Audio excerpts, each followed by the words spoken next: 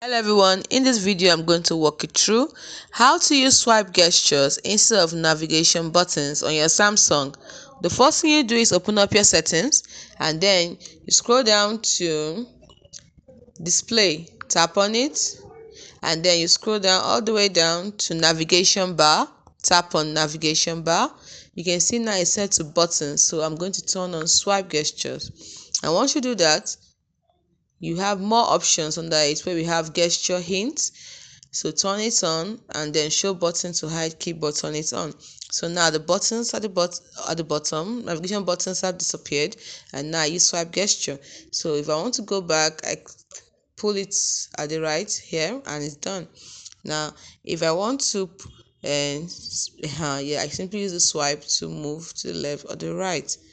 So that's it. Swipe to the right, it goes away.